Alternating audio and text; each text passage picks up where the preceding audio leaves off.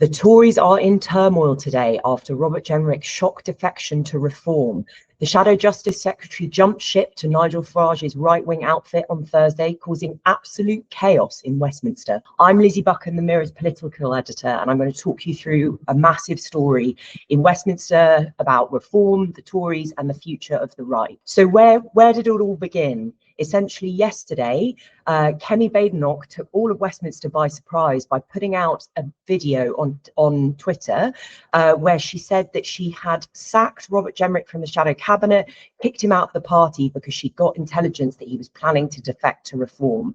This video appeared to have been shot in her house, showing how hastily arranged it was. Essentially, what happened was the Conservatives got intelligence on Wednesday night that Robert Jenrick was planning to defect to Nigel Farage's Reform Party.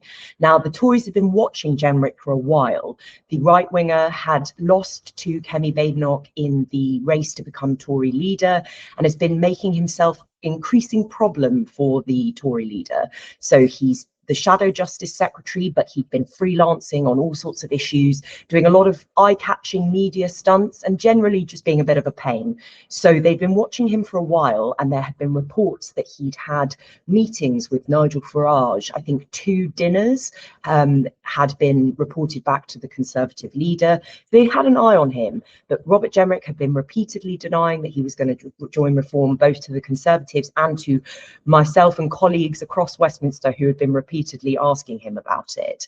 I removed the Conservative whip from Robert Jenrick after dismissing him from the Shadow Cabinet.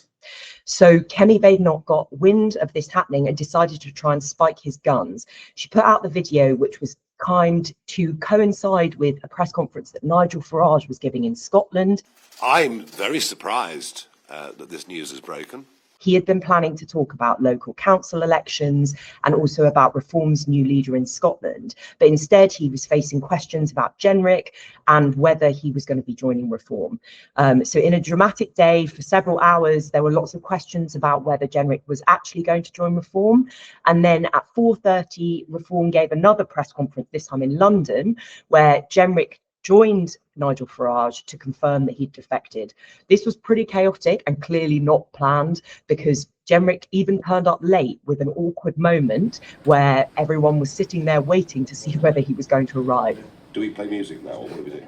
Okay, folks, don't worry. I've just had the thumbs up. He hasn't changed his mind. We're not sure if he got lost or whether he was frantically rewriting his speech, because the speech extracts that the Tories had got hold of, they'd also published, which meant that perhaps he needed to rewrite them before he did his speech with Nigel Farage. So that's kind of how the day unfolded. What happens next is anyone's guess. I mean, Robert Jenrick faced a number of difficult questions at the press conference about his relationship with Reform in the past. Now, Nigel Farage and Robert Jenrick have been involved in a number of slanging matches in the past. Nigel Farage has called Jenrick a fraud. Jenrick hit back at him and said Nigel Farage is not the kind of bloke you want running your kids' schools. So there's a lot of bad blood between these two men. And this is the kind of key problem here, is that Robert Jenrick has joined Reform and claims that Britain is broken and that Reform are the only people who can fix it. But he has a lot of baggage on this. He served under a number of Conservative prime ministers. He was immigration minister and was sort of in the hot seat when the number of people living in asylum hotels, which is a key issue that Reform keep calling out, that spiraled. So he's opened himself up to a lot of questions about his own record and about whether he's a hypocrite for saying that Britain is broken when in fact perhaps he's one of the people that broke it. So expect a lot of questions on that going forward. Is Robert Jenrick a traitor? Robert Jenrick is not my problem anymore. Is he a traitor? Nigel Farage can worry about that. Now, for Kemi Badenoch, she seems to have done the best that she can by preempting his defection and showing a bit of steel by kicking him out of the party. And Conservative MPs that me and my team have spoken to are absolutely fuming that Jenrick has betrayed them and think that Kemi probably did the right thing in acting when she did. But the problem for the Tories is they wouldn't be losing someone like Robert Jenrick if they were doing well in the polls and if there was sort of any hope of them regaining ground after they suffered a massive defeat in the 2024 general election. Reform have added somebody to their numbers in Parliament. The Tories are down, and it shows that there's real momentum in Reform's direction. Robert Jenrick was also really popular with Conservative grassroots and was one of the kind of best media performers in the shadow cabinet. So it is a loss for them. And it opens up kind of questions about what the future of the right is going to be. Political journalists, the public, all very focused on Labour, on the Labour government and how they're performing, but what happens on the right is so important. Reform have done really well in the polls, really cementing their lead last year, and we're heading into a really crucial set of elections in May. There's elections in Wales, elections in Scotland, and local council elections in parts of England, where Reform are hoping to do really well.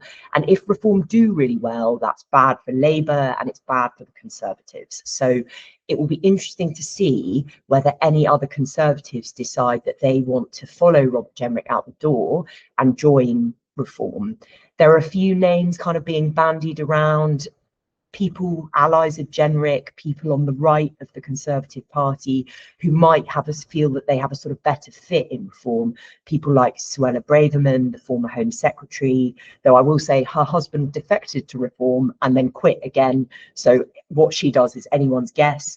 There's also a few sort of veteran right-wing Tories like Sir John Hayes, Andrew Rosendale, Mark Francois, Esther McVeigh, who are sort of names being bandied around, but so far I've not heard that the Tories are sort of expecting any of these Conservatives to jump at the moment. But it is going to throw that right up to the top of the news agenda and mean that Kemi Badenoch will continue to face really difficult questions about the state of her party, whether the Tories could ever work with Reform, and whether the Tories are essentially going to get eaten for lunch by the Reform Party. So that is kind of where things are going at the moment, but it is difficult to know quite where we end up. And I think for Reform, there are also questions about the way that they're portraying themselves to the electorate. So Reform are an anti-establishment party. Nigel Farage presents himself as sort of a man of the people who's not a normal politician, who is going to really get what ordinary people think. Whether that's true or not is another question, but that's how he tries to sell himself. And there is a risk that by accepting all of these failed Tories into Reform, they just look like the Tories 2.0. I mean, Robert Jenrick follows Nadine Zahawi, a former cabinet minister who defected to Reform only on Monday. A week's a long time in politics at the moment. So if you've got Nadine Zahawi and then lots of kind of Boris Johnson allies like Nadine Dorries, Andrea Jenkins, there's Lee Anderson who defected from the Tories to Reform. If you've just got a bunch of Tories in Reform, then how can the electorate, what are the electorate going to think about whether they're any different to any of the other parties? And you might have seen yesterday, Chris, that a Green councillor joined us, and there'll be a well-known Labour figure that joins us next week. Another thing that Nigel Farage speculated about as well is whether anyone from Labour could join Reform. I am a little sceptical about this. This would be a huge jump for a Labour MP to move over to Reform Party, who are so far to the right of where Labour are. But that would be a huge scalp for Reform. It's one thing getting Conservatives on the right of the Tory party to jump over to Reform, but it would be quite something else to get somebody from Labour. So I'm a little sceptical about that for the moment, but one to watch.